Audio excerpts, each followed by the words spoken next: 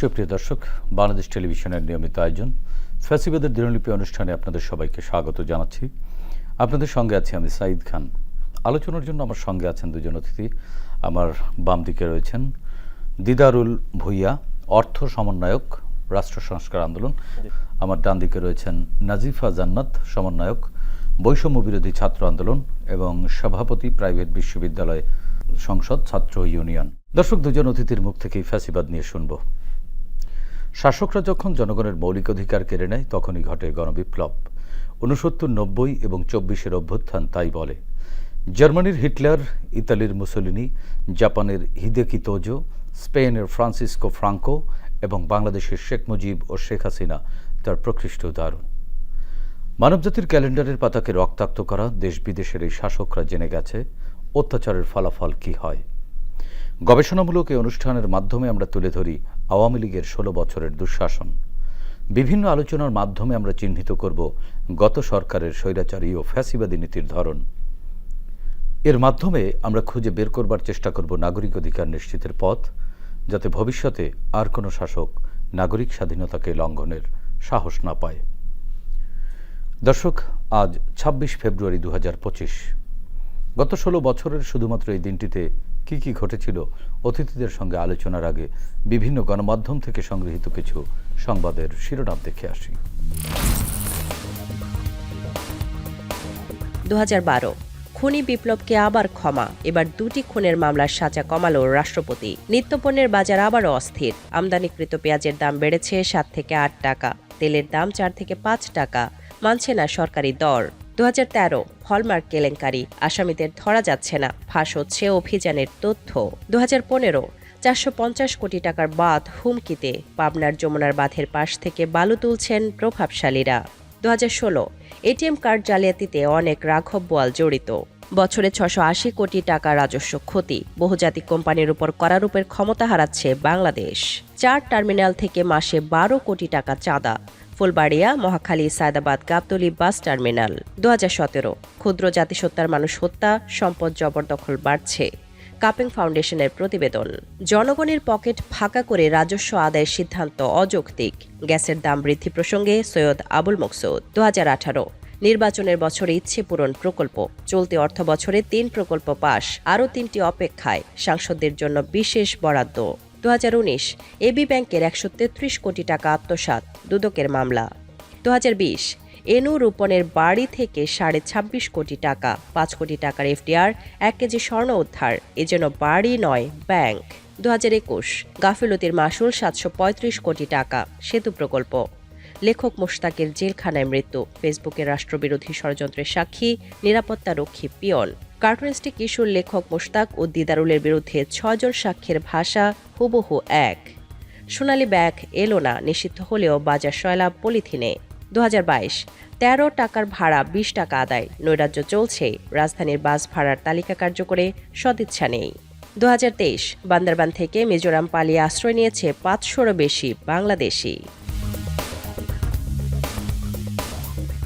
শুরুতেই যাচ্ছি দিদারুল ভূঁইয়া, আপনার কাছ থেকে একটু জানতে চাচ্ছি। আমরা একটি সংবাদের শিরোনামে দেখলাম 2009 সালের সংবাদ, এটি বিডিআর জওয়ানদের বিদ্রোহ, নিহত 15, মহাপরিচালক বেঁচে নেই, জিম্মি কর্মকর্তাদের পরিণতি অজানা।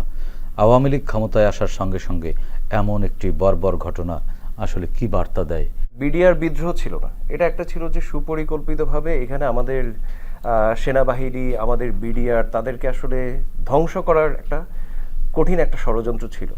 সো সেই ষড়যন্ত্রের ফলাফল আমরা দেখতে পাচ্ছি যে আমাদের অনেকজন 57 জনের মতো আমাদের সেনাবাহিনীর ঊর্ধ্বতন কর্মকর্তা, হ্যাঁ, যারা একেবারে সবচেয়ে বেশি প্রশিক্ষিত ছিল, সবচেয়ে বেশি মানে আদর্শ সব জায়গায়, সব দিক থেকে তারা আসলে ক্রিম ছিল, তাদেরকে খুন করা হয়েছে নৃশংসভাবে। আমরা দেখেছি যে এরপরে বিচারের নাম দিয়ে অনেক বিডিআর জওয়ানকে আপনার দিনের পর দিন, মাসের পর মাস, বছরের পর বছর বিনা বিচারে সর্বশেষ 2025 সালে এসে তাদের একাংশ মুক্তি মিলেছে। এক্স্যাক্ট, আপনার অনেকের বিপক্ষে তখন ধরেন যে তাদের যেই অভিযোগগুলো ছিল সব অভিযোগে তারা ছাড়া পেলেন, শুধুমাত্র বিস্ফোরকের একটা মামলায় তাদেরকে এতদিন আটকে রাখা সম্ভব হয়েছে। মানে এই মামলাটির কিন্তু বিচারিক প্রক্রিয়াও চলছিল না। একদম বিচারিক প্রক্রিয়াটা, মানে আমি তো জেলে ছিলাম, আপনারা জানেন যে 20 সালে আমাকে গুম করা হয় এবং এরপরে ডিজিটাল সিকিউরিটি অ্যাক্টের একটা মামলায় জেলে পাঠানো হয়। এরপরে আমি আরও 2বার আমাকে জেলে পাঠানো হয়।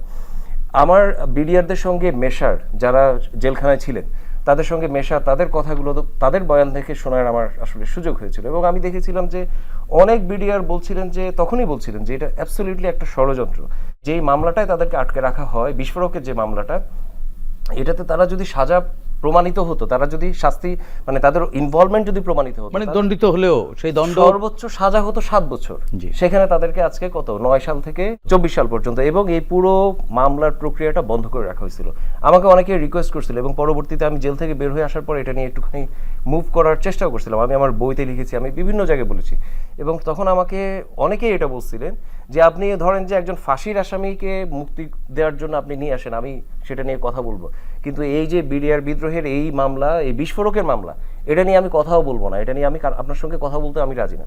সো এইরকম যে এই যে রাষ্ট্রের যে ষড়যন্ত্র, শুধু রাষ্ট্রের না, ইন্টারন্যাশনাল একটা ষড়যন্ত্র এখানে ছিল, এটা আসলে আজকের দিনে খুব স্পষ্ট। বিডিআর এর সঙ্গে যখন যেটা বিডিআর ছিল, তারা আসলে কাদের বিপক্ষে শক্ত অবস্থান নিয়ে দাঁড়াইছিল। আমরা দেখছিলাম যে কয়েকটা সীমান্তে কয়েকটা ঘটনা, যেখানে বিওপি নিয়ে ঝামেলা চলছে, হ্যাঁ, এবং যেখানটায় বিডিআর ধরেন যে একটা শক্ত অবস্থান নেওয়ার পরে রাষ্ট্র সেটাকে ডিজোন করে, সরকার সেটাকে ডিজোন করে, সরকার তাদেরকে থামায় দেওয়ার চেষ্টা করে। যেখানে তারা আসলে একটা যুদ্ধে জয় হয়েছে, তাদেরকে আসলে আমাদের সেলিব্রেট করার কথা ছিল, সেখানে তাদেরকে আসলে আন্ডারমাইন করা হয়েছিল পদপদবি থেকে।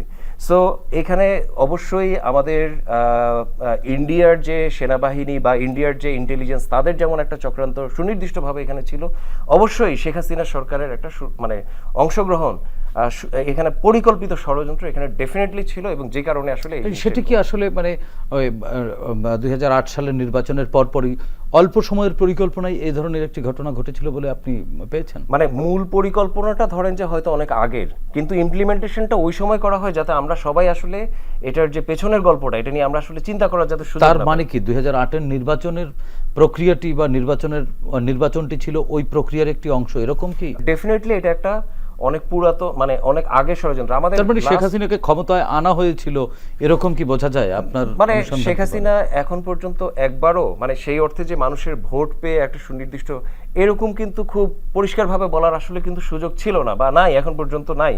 আমরা 8-এর ইলেকশনে সেখানেও দেখি, সেখানেও কিন্তু আপনার অনেক সূক্ষ্ম কারচুপির গল্প কিন্তু আমরা জানি।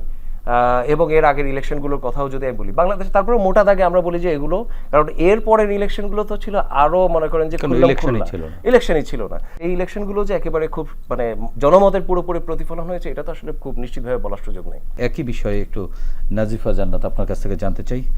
2009 সালের এই যে বিডিআর হত্যাকাণ্ড না বিদ্রোহ, সেটি এখনো অমীমাংসিত, এটিকে এখনো রাষ্ট্র বিদ্রোহ বলছে, কিন্তু বিডিআর জওয়ানদেরকে বা সিভিল সোসাইটি থেকে এটিকে হত্যাকাণ্ড বলা হচ্ছে, দাবি করা হচ্ছে। তো এই টার্মটি যেমন অমীমাংসিত, তেমনি এই যে ঘটনাটি দিদার ভূঁইয়া যেটি বললেন যে দেশি বিদেশি চক্রান্ত, বা ওই সময়ের যারা রাষ্ট্র ক্ষমতায় ছিলেন তাদের এক ধরনের সায় ছিল এবং বিদেশি কোনো চক্রান্ত ছিল বলে তিনি পেয়েছেন তথ্য তালাশ করে। আপনার বিশ্লেষণ কি বলে? আপনার কাছে কি মনে হয়? এই ঘটনাটা যখন ঘটছিল তখন আসলে রাজনৈতিক পরিসরে আমাদের যে বিচরণ, আমার ক্ষেত্রে সেইটার পরিসরটা খুবই কম ছিল, কিন্তু ওই দিদার ভাই যেটা বলছিলেন যে এইটিকে সেই সময় আমাদের কাছে যেটা প্রতীয়মান হয়েছিল যে এই ঘটনাকে আসলে জোরপূর্বক একরকম ধামাচাপা দিয়ে দেওয়ার যেই চেষ্টা, এখানে এক ধরনের ষড়যন্ত্র, কিংবা এই ঘটনা যে আসলে প্রি প্ল্যান, যে এখানের মধ্যে যারা আসলে, আমি মোটা দাগে যেটা বুঝতে পারি যে শেখ হাসিনার জন্য কিছু সেনা কর্মকর্তা হুমকি হয়ে উঠছিলেন, যারা তার কিছু ঘটনা সেই মনে করা হয়েছিল থ্রেট। আমি আমার বিশ্লেষণের কথা বলছি যে সেই সময়টাতে এরকম কিছু ঘটনা ঘটেছিল যেখানে মনে হচ্ছিল যে তারা শেখ হাসিনার জন্য থ্রেট হয়ে উঠতে পারে বা অলরেডি থ্রেট হয়ে উঠেছে, এবং তাদেরকে আসলে সেই জায়গা থেকে এক্সিকিউট করা হয়েছিল পরিকল্পিতভাবে। এবং আমরা দেখতে পেয়েছিলাম আসলে ওই সময়কার যেই দৃশ্য আমরা দেখতে পেয়েছিলাম যে তাদের কাঁধে যে লাশ বহন করছিল, সেইটার যে আসলে মর্মান্তিক দৃশ্য, এবং তারা যে এই ঘটনার জন্য তাদের পরিবার, তাদের সন্তানেরা কোনোভাবেই প্রস্তুত ছিলেন না, এবং যেই দুঃসহ তাদের স্মৃতি, সেটা দেখেছি। এবং এইটা আসলে এটাই প্রতীয়মান করে যে এই ঘটনাটা আসলে কোনো লিনিয়ার ঘটনা ছিল না। এখানে নানান রকমের এর ব্যাক অফ দ্য গ্রাউন্ডে নানান রকম চিন্তাভাবনা এবং নানান ধরনের তত্ত্ব তালাশ ছিল। এবং আমরা তো দেখেছি অনেক তদন্ত কমিশন হয়, অনেক তদন্ত হয়, কিন্তু আলোর মুখ কখনো দেখে না। না, এটা আমার মনে হয় আসলে এই সময়টাতে এই যেই ঘটনা, এটা কিন্তু দীর্ঘদিনের একটা ক্ষোভ ছিল। এবং আমি দেখেছি আমার পরিবারে আমার একজন চাচা, তিনি সেনাবাহিনীর সাথে কর্মকর্তা ছিলেন এক সময়। তো আমি দেখেছি এটাও তাকেও খুব হার্ট করেছে যে এই ঘটনাটা আসলে কি হচ্ছে, এইটার আসলে সঠিক তদন্ত হয়ে এটার ফলাফল আসা, মীমাংসা হওয়া, এটার জন্য কিন্তু বাংলাদেশের বহু মানুষ মুখিয়ে আছে। জি, গত বছরের ব্রিটিশ গণমাধ্যম বিবিসির সংবাদ একটি, বান্দরবান থেকে মিজোরাম পালিয়ে আশ্রয় নিয়েছে 500-র বেশি বাংলাদেশি। বিবিসির সংবাদ ছিল, কেন তাদের পালিয়ে যেতে হলো, কি হয়েছিল সেরকম সেই জায়গা থেকে? কি চীন ন্যাশনাল আর্মিদেরকে নিধন করার জন্য তাদের এক ধরনের তৎপরতা ছিল, সশস্ত্র তৎপরতা ছিল, যেটাকে আমরা বিচ্ছিন্নতাবাদ হিসেবে বলি, যে তারা আসলে তাদের এক ধরনের নিজেদের বসবাসের জায়গা গড়ে তোলার জন্য এক ধরনের ফাইট তারা দিচ্ছিলেন। এবং তাদের সাথে সেনাবাহিনীর যে মুখোমুখি অবস্থান, সেখান থেকে তারা যখন এদেরকে গ্রেফতার করতে নামেন কুকি চীনের সদস্যদেরকে, তখন আসলে তাদের তো, এবং এই কুকি চীনের যারা সদস্য বেশিরভাগই তারা বম সম্প্রদায়ের। তো ওই জায়গা থেকে যখন এরা তো জনগোষ্ঠীর জায়গা থেকে খুবই সংখ্যার দিক থেকে খুবই অল্প, তখন তাদেরকে যখন নিধন করা হচ্ছিল, এই পরিবারের মানুষগুলো তো একজন আরেকজনকে চেনেন, তো তখন তারাও এক ধরনের নিরাপত্তার হুমকির মধ্যে পড়ে গেছেন যে তাদেরকেও গ্রেফতার করা হতে পারে, এই আশঙ্কা ছিল। এবং সেই সময়টাতে আমরা সোশ্যাল মিডিয়ায় ছোট ছোট করে কিছু জায়গা দেখেছিলাম যে তারা আসলে ভয়ে বিভিন্ন গ্রামের মধ্যে দিয়ে তারা হেঁটে বেড়াচ্ছেন, কেউ কেউ লাইভও করছিলেন, খুবই মানবতর জীবনযাপন তাদেরকে করতে হয়েছিল। কিন্তু আমি সমস্যাটাকে আসলে মোটা দাগে এরকম জায়গা থেকে দেখব যে আমাদের বাংলাদেশে আদিবাসীদের যে সাংবিধানিক স্বীকৃতি দেওয়ার জায়গা, সেটা এখন পর্যন্ত এসে এনশিওর্ড হয় নাই।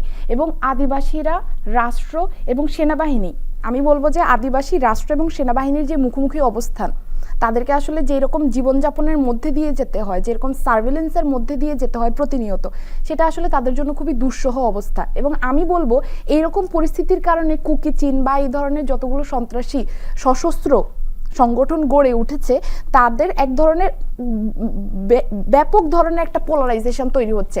আমরা কোনো মিডল গ্রাউন্ডে আসতে পারছি না এই সমস্যাগুলো সমাধান করার জন্য, কারণ আমরা পরিচয় দিচ্ছি যে তারা বাংলাদেশি, কিন্তু তারা আদিবাসী, মানে তার জাতিসত্তা ভিন্ন। কিন্তু আমি যখন তাদের সাথে কথা বলেছি, অনেকে আমাকে এরকমও বলেছেন যে আমি বাংলাদেশি হিসেবে নিজেকে ওন করতে পারি না, কারণ এই আদিবাসী হিসেবে, এই জাতিগোষ্ঠীর একজন সদস্য হিসেবে তাকে যে পরিমাণ ফাইটের মধ্যে দিয়ে যেতে হয়, সে আসলে মেইন স্ট্রিম বাংলাদেশির একজন যে চিন্তার, তার যে মনস্তাত্ত্বিক অবস্থায় সেই যেই সকল বিষয় নিয়ে চিন্তা ভাবনা করে, একজন আদিবাসী সেটা কোনোভাবেই করতে পারে না। এবং তারা যে এই বিষয়টা আমাদেরকে জানান যে আমি এরকম এই সমস্যাগুলো চলছে, আপনি দেখবেন কিছুদিন আগেও তারা যখন তাদের আদিবাসীদের সাংবিধানিক স্বীকৃতির কথা বলেছিল, তারপর এই যে পাতাছেঁড়া নিষেধ কেন্দ্রিক যে এনসিবিটিতে তাদের বইয়ে এক ধরনের একটা গ্রাফিতি যুক্ত করা হয়েছিল, যেটা আন্দোলনের সময়ই গড়ে উঠেছিল, সেখানে কিন্তু সাধারণ শিক্ষার্থীরাই এটা লিখেছেন, এখানে সবার সায়ও ছিল। কিন্তু আমরা দেখতে পেলাম কি, তাদের এই সাংবিধানিক স্বীকৃতি বা পাতাছেঁড়া নিষেধ, যেখানে একটা পাতায় আদিবাসী লেখা ছিল, এইটাকে সরাতে হবে। এবং এইটার জন্য এই যে সভেরিটি ফর বাংলাদেশ নামক একটা গ্রুপের সাথে আদিবাসীদের মুখোমুখি সংঘর্ষ তৈরি হয়। এবং আমরা দেখেছি যে শাহবাগে আদিবাসীরা রক্তাক্ত হয়েছে, মারাও যেতে পারতেন একজন শিক্ষার্থী শ্রেষ্ঠা চঞ্চঙ্গা। তো আমি বলবো এটা আসলে আদিবাসীদের যে বাস্তবতা, সেই বাস্তবতায় ধরেন এই যে তারা নিরাপত্তাহীনতায় ভোগে। সাজেকের যে ঘটনা, এখানে যে এত পর্যটন কেন্দ্র গড়ে উঠেছে, আমরা দেখতে পেয়েছি একটা ভিডিওতে স্পষ্ট ছিল যে সেনাবাহিনী নিজে গিয়ে সেখানে আগুন লাগাচ্ছে। এখানে যে আসলে এই যে শান্তি চুক্তির কথা হচ্ছিল, পার্বত্য চট্টগ্রামের শান্তি চুক্তি করা, সেগুলোর তো কোনো ইমপ্লিমেন্টেশন নেই। শুধু 16 বছরের অপশাসনের ক্ষেত্রে আবদ্ধ রাখতে চাই না, ওই যে সংবিধানের সুর থেকে শুরু করে তাদেরকে যে আসলে বলা হয়েছিল, শেখ মুজিব বলেছিলেন যে তোমরা বাঙালি হয়ে যাও, তাদের যে আদিবাসীদের যেই সাংবিধানিক স্বীকৃতি দেওয়ার কথা এনএম লারমা যেটা বলেছিলেন, সেটা কিন্তু বাস্তবায়িত হয় নাই। তো ওই সমস্যা তখন থেকে শুরু হয়ে এখন পর্যন্ত এই 53 বছরে বাংলাদেশের ইতিহাসে আমরা আদিবাসীদের সাথে বাঙালি যেই জনপদে তাদের যেই শান্তি চুক্তি করবার কথা এবং তাদের প্রবলেমগুলো সলভ করার কথা, এখানে কিন্তু একমাত্রিক সমস্যা না। তো এই যে প্রবলেমগুলোকে আমরা ওভারলুক করে যাচ্ছি, এবং আমরা যদি এটাকে বলি যে এটা শুধু কোনো সশস্ত্র বাহিনীর উপরে, কুকি চীন, তারপরে অন্য অন্য যে সন্ত্রাসী সংগঠনগুলো আছে তাদের উপরে বর্তায়, এটা আমি বলতে চাই না। শুধু আমাদের এই সাংবিধানিক ক্ষেত্রে এই সকল যে সমস্যাগুলো রয়েছে, মানে তাদেরকে বাংলাদেশি হিসেবে আনুষ্ঠানিক রিকগনিশন দেওয়া যেটা, এবং এটাকে আসলে সন্ত্রাসকে আসলে শুধু আমি যদি খালি চোখে সন্ত্রাসী গোষ্ঠী হিসেবে দেখে এটাকে ওভারলুক করে যাই, তাহলে এই সমস্যার সমাধান আসবে না। এটাকে সাংবিধানিক উপায়ে এবং সমস্যার সমাধানের মধ্যে দিয়ে শান্তি চুক্তির মাধ্যমেই আমাদেরকে ধন্যবাদ নাজিফা। লেখক মুস্তাক, একটি সংবাদে দেখলাম জেলখানায় মৃত্যু হয়েছে। সাক্ষ্যের ভাষ্যে দেখা যাচ্ছে আপনার, মুস্তাক এবং কার্টুনিস্ট কিশোরের বিরুদ্ধে 6 জন সাক্ষ্যের ভাষা হুবহু এক। আপনি নিজেই এই ঘটনার শিকার, আপনার মুখেই বিস্তারিত শুনতে চাচ্ছি। করোনার সময় আপনার যে দুর্যোগ, তাদের যে দুর্যোগ ব্যবস্থাপনা ছিল, যে কোথায় আসলে কতটুকু ত্রাণ দেওয়া হচ্ছে, হ্যাঁ, একটু ফেসবুকে স্ট্যাটাসকে কেন্দ্র করে আমরা তখন একটা দুর্যোগ সহায়তা মনিটরিং কমিটি বলে একটা কমিটি করছিলাম। এখানে মনে করেন যে বাংলাদেশের সকল বিশিষ্টজন, প্রায় সকলেই ছিলেন, আনু মোহাম্মদ স্যার, জ্যোতির্ময় বড়ুয়া, সবাই। তো এই ইয়ে থেকে আমরা একটা রিপোর্ট পেলাম যে আপনার যেই জায়গাটায়, দেশের যেই জায়গাটায় সবচেয়ে বেশি গরিব, খানা জরিপে, সরকারি হিসেবে খানা জরিপে, সেইখানে সরকারি হিসেবে সবচেয়ে কম গেছে হচ্ছে সাহায্য, মানে জনপ্রতি, গরিব প্রতি। আর অন দ্য কন্ট্রারি, যেমন ধরেন যে গোপালগঞ্জ, যেমন ধরেন যে নারায়ণগঞ্জ, যেখানে গরিবের সংখ্যা কম, সেখানে গরিব প্রতি সহযোগিতা গেছে হচ্ছে সবচেয়ে বেশি, মানে খানা জরিপ অনুযায়ী যেখানে গরিব সবচেয়ে কম, সেখানে সরকার যে একটা স্ট্যাটাস দিচ্ছে, যে বা নিয়মিতভাবে দিত যে এরকম পরিমাণ সাহায্য বিভিন্ন জায়গায় দেওয়া হয়েছে, আমরা সেটাকে ভাগ করে দিচ্ছি। আমাদের কোনো রিসার্চ না, আমরা শুধু ভাগ করে দিচ্ছি। ভাগ করে আমরা দেখাইছি যে সবচেয়ে কম গেছে হচ্ছে যেখানে বেশি যাওয়ার কথা ছিল, কুড়িগ্রাম বা অন্যান্য যে দরিদ্র প্রবণ এলাকাগুলো। তো যেটা হয় যে মানে এই স্ট্যাটাসটা দেওয়ার কিছুদিন, মানে এই স্ট্যাটাসটা অনেক ভাইরাল হয় আর কি। এবং যেটা হয়, এই রিপোর্টটা বের হওয়ার পরে তৎকালীন প্রধানমন্ত্রীর সঙ্গে কুড়িগ্রামের যে ডিসি, তার একটা আপনার ওয়েবিনার হচ্ছিল লাইভ। তো ওই ওয়েবিনারে কুড়িগ্রামের ডিসি একেবারে মানে আবেগে গদগদ হয়ে বলছিলেন যে এত এত ত্রাণ দিচ্ছেন যে ত্রাণের জন্য আসলে কুড়িগ্রাম ভেসে যাচ্ছে, মানে এরকম ছিল তার বক্তব্য। আমার প্রচন্ড তখন গায়ে লাগে, হ্যাঁ, যে আমরা এরকম একটা রিপোর্ট, আমরা ক্লিয়ার আমাদের সামনে রিপোর্ট, এবং তার কথাটা হচ্ছে অ্যাবসলিউটলি উল্টা। যেখানে সে আসলে জনগণের সার্ভেন্ট হিসেবে, সে যেহেতু জনগণের টাকা বেতন নেয়, তার কথা বলা উচিত ছিল যে স্যার এখানে আমাদের এখানে আরো অনেক সাহায্য লাগবে, দ্রুত সাহায্য পাঠান, ইমিডিয়েট, এখন পাঠান। সেটা না বলে সে স্তুতি করছিল। তো এইটা নিয়ে যখন আমি বলি, এটা নিয়ে ফেসবুকে অনেক শোরগোল হয়, এবং ওই দিনই, তারপরের দিন বিকালে আমাকে তুলে নেওয়া হয়। তো মামলার অসঙ্গতির জায়গা, আপনি যেটা বলছেন যে 6 জন সাক্ষীর সাক্ষ্য দাড়ি কমা সেমিকোলন সহকারে অ্যাজ ইট ইজ। শুধু তাই না, আপনি যদি দেখেন যে প্রথম যে তারা এফআইআরটা দেয়, আমাদের সবাইকে তো গুম করা হয়। আমি একদিন 24 ঘন্টার মতো গুম ছিলাম। মূল যে বিষয়টা সেটা হচ্ছে যে তখন ওখানে এফআইআরে আমাকে নিয়ে কোনো একটা শব্দ ছিল না, কিন্তু 4টা গুরুতর অভিযোগ, কিন্তু রাষ্ট্রদ্রোহিতা, দেশদ্রোহিতা, রাষ্ট্রের বিরুদ্ধে ষড়যন্ত্র, সরকারের বিরুদ্ধে ষড়যন্ত্র, এই 4টা অভিযোগের কোনো প্রমাণ নাই। প্রমাণ ছাড়া এফআইআর হয়ে গেছে, মামলা হয়ে গেছে, আমাকে জেলে নিয়ে গেছে। এই 4টা অভিযোগের একটাও যদি প্রমাণিত হয়, আমার ধরেন যে কয়েকবার জেল, কয়েকবার ফাঁসি, মানে 30 যাবজ্জীবন সবকিছু হবে, কিন্তু কোনো প্রমাণ দেয়া লাগে নাই। আপনার যখন চার্জশিট দিল, আমি জামিনে পাইলাম হচ্ছে 5 মাস পরে, 5 বারের প্রচেষ্টায় 5 মাস পরে আমি জামিন পেলাম। মুশতাককে তো জামিনই দেওয়া হলো না, তাকে মেরেই ফেলা হলো, আমি বলি যে কাঠামোগত ভাবে। জামিনে বের হওয়ার আরো 3 মাস পরে আমার নামে চার্জশিটটা দেওয়া হয়, এবং চার্জশিটে যেটা প্রমাণ দেওয়া হয়, দেখেন অসঙ্গতির জায়গা, চার্জশিটে যে প্রমাণটা দেওয়া হয় সেটা হচ্ছে যে আমার একটা কবিতা, যেটা আমি জামিনে বের হওয়ার ধরেন যে 1-2 মাস পরে লিখছি। মানে জামিনে বের হওয়ার পরে আমি যেটা লিখছি সেটাকে আমাকে বলা হচ্ছে যে ওই অভিযোগের 10 মাস আগে যে আমাকে গ্রেফতার করা হয়েছে সেই অভিযোগের হিসেবে দাঁড় করানো। সো এরকম অনেক, কিন্তু এই মামলা তো এখনো চলছে। আমাদের এই সরকারের আমলে আমাদেরকে বলা হচ্ছিল, কয়েকবার ডেট দেওয়া হয়েছে যে এই সময়ের মধ্যে সব মামলা বাতিল হচ্ছে। 3বার 4বার আমরা ডেট পাইলাম, কিন্তু অ্যাজ অফ টুডে, আজকে পর্যন্ত কিন্তু আমার মামলাটা কিন্তু আছে, মামলাটা কিন্তু খালাস হয় না, বাতিল হয় না। জি, এই বিষয়ে একটু শুনতে যাচ্ছি নাজিফা আপনার কাছ থেকে।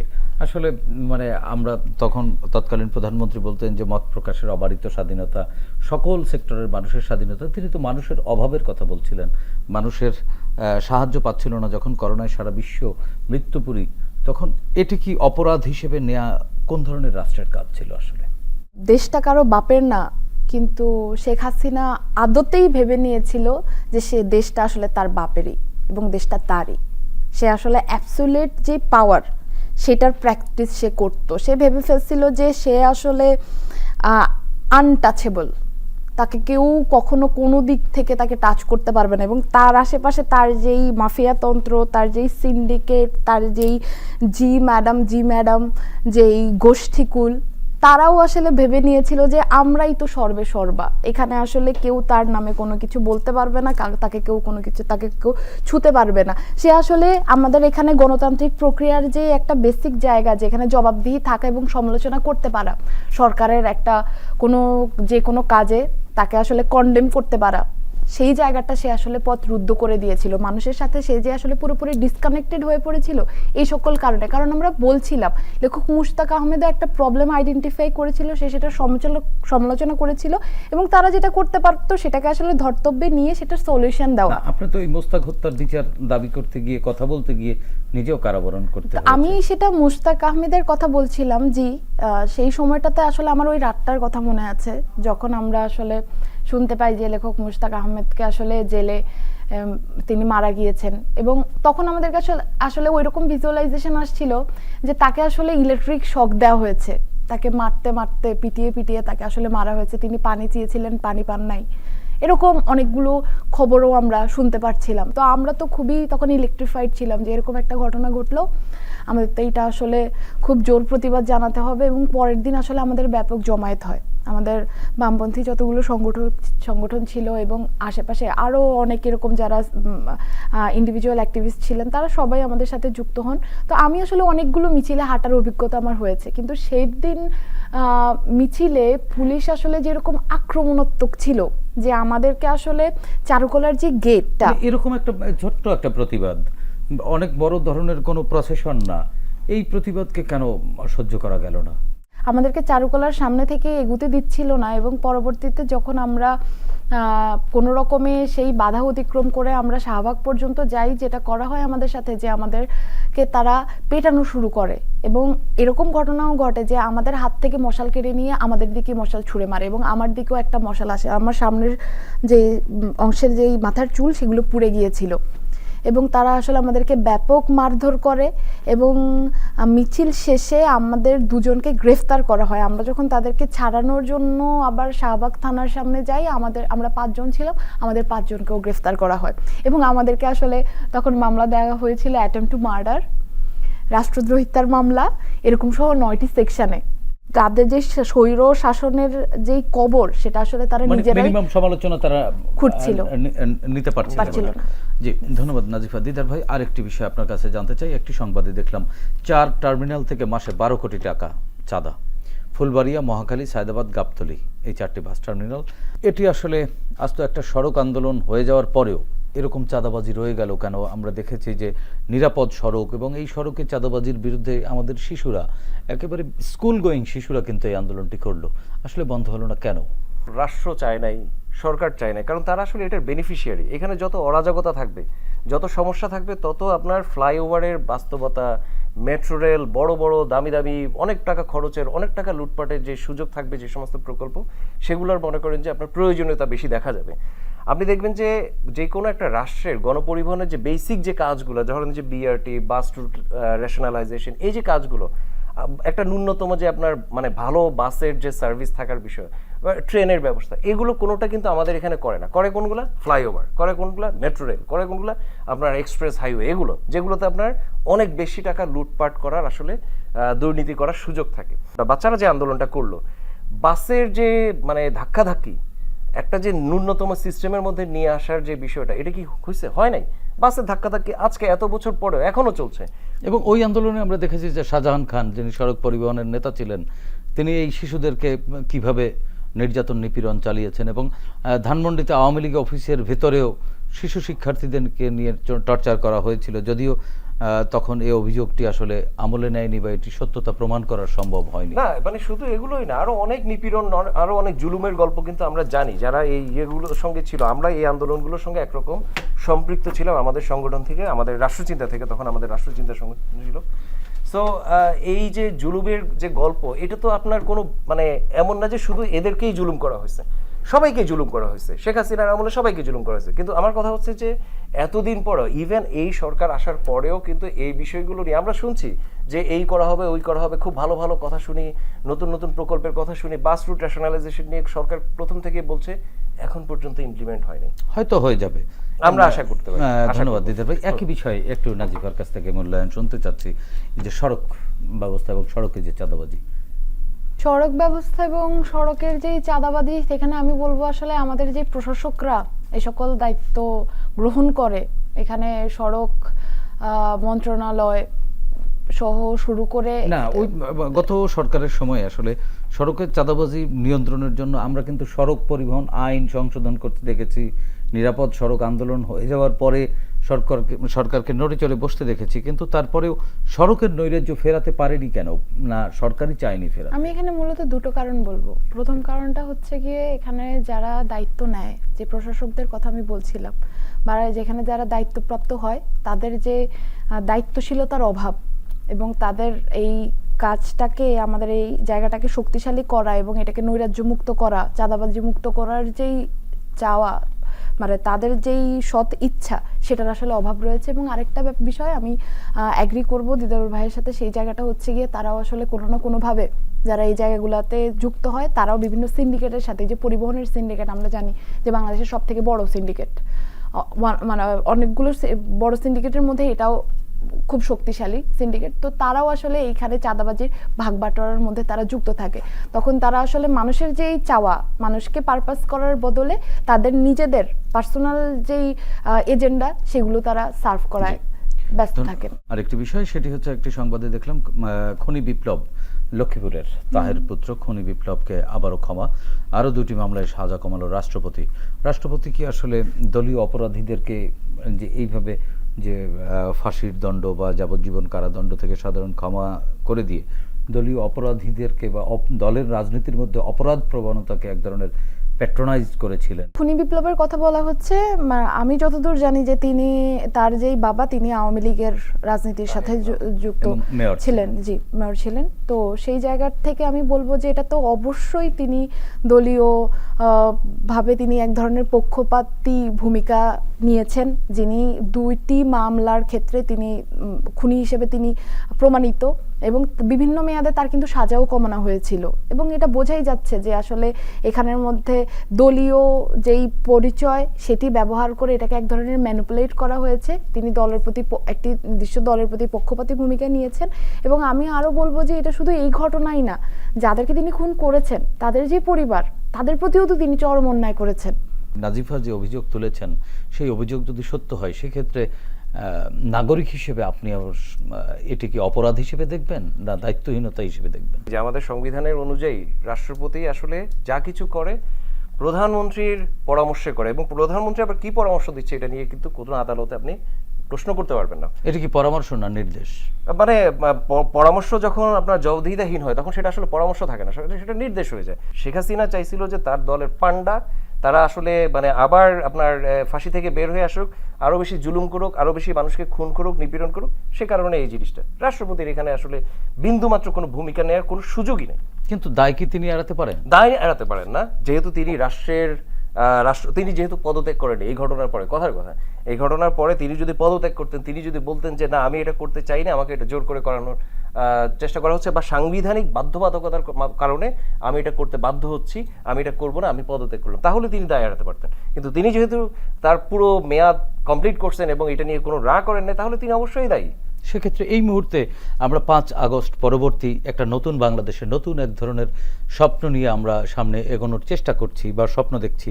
সেক্ষেত্রে এই মুহূর্তে নাগরিক হিসেবে আপনার এই সকল অপকর্ম থেকে বেরিয়ে এসে নতুন এক বাংলাদেশ গড়বার জন্য আমাদের কি করা উচিত? সরকারের প্রতি আপনার পরামর্শ বা প্রত্যাশা কি, ছোট্ট করে? প্রথম এবং প্রধান যে কাজটা করা দরকার সেটা হচ্ছে যে সরকারের জবাবদিহিতা করা। সেটা শুরু করে প্রধানমন্ত্রী থেকে শুরু করে সকলের এবং ইভেন আপনার বিচার বিভাগের যে আমাদের আসলে স্বাধীনতার কথাটা যেটা আমরা বলি, আমাদের এই সরকারের আমলেও আমি মনে করি না যে খুব সুন্দর এক্সাম্পল আমাদের সামনে তৈরি হয়েছে যে বিচার বিভাগকে তারা স্বাধীন করছেন বা করার উদ্যোগের মধ্যে আছেন, এরকম কোনো দৃশ্যমান কোনো কিছু কিন্তু আমাদের সামনে নেই।